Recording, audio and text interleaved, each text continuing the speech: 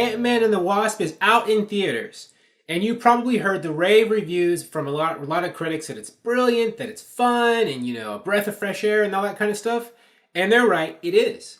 But, and that's the good news. The bad news is, like every Marvel movie these days, it's hyped up to be more like spectacular than it actually is. Not to take anything away from the movie, it is a good movie. But, Marvel movies these days, everyone that comes out is hailed as the best Marvel movie ever, the best sequel ever, or the best superhero movie ever.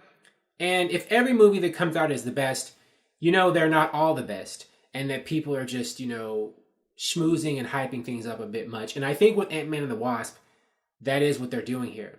Again, not that it's a bad movie, it's a good movie, but it's not the best thing you've ever seen, as some reviewers might say. But now let's get into it. Let's start with the plot. The plot is Michael Douglas plays Hank Pym, and Evangeline Lilly plays his daughter, Hope Van Dyne. They are trying to go into the quantum realm to rescue Janet Van Dyne, Hank's wife and Hope's mother, played by Michelle Pfeiffer, who shrank down in the past.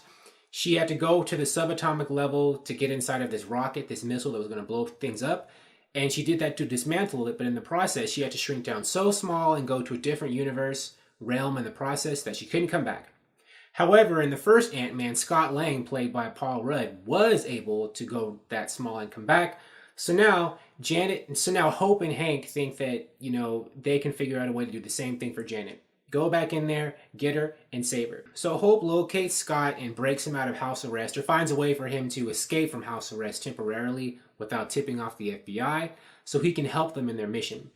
And so the three of them, Hank, Hope, and Scott, are going to try to help find Janet. And then along the way, other people want to steal, pimp technology for their own financial gain. Walton Goggins played this guy, I forgot his name, but he wants financial gain.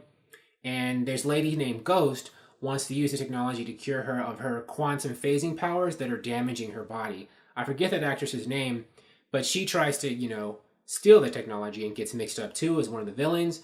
And then somewhere along the way, Lawrence Fishburne's Bill Foster gets mixed up too. He's an old colleague of Hank's who isn't exactly on good terms with Hank, and he becomes a part of it too. And that's a basic setup of the movie.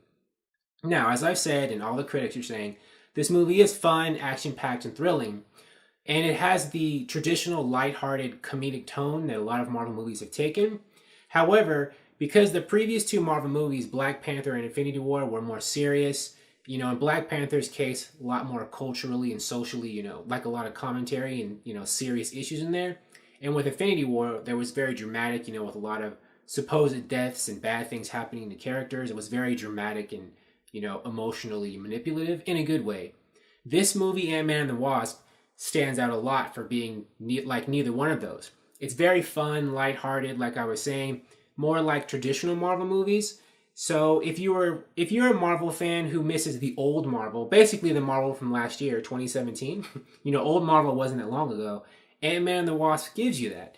It's sort of kind of a pleasant break in a bleak road, because the next Marvel movie is going to be Avengers 4, which will be a continuation of Infinity War. That's probably going to be very, dramatic and serious. So Ant-Man and the Wasp will be a nice break from all that seriousness, because this movie is very silly, a lot of jokes. Paul Rudd is great. He's like the most comedic person in the movie, but all the other characters, comedy is a big, thread in this movie. And it shows. It definitely helps it out, makes it fun to watch. A very striking thing in this movie that is cool is the visual effects they use. Lawrence Fishburne, Michelle Pfeiffer, and Michael Douglas are older actors, but they use digital technology to make them look younger in flashbacks.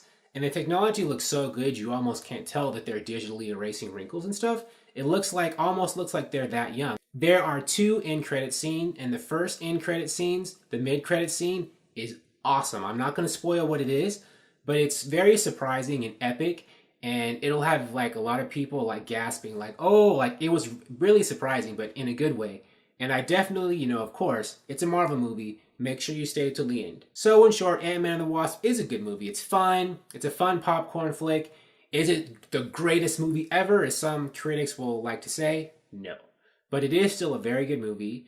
And if you like Marvel movies and like superhero action movies with some fun, this one's for you. It's in theaters right now, so go get a ticket. Thank you for watching. If you like this video, please like it on YouTube and subscribe to the channel, because I appreciate your viewership, and I will talk to you soon. Bye.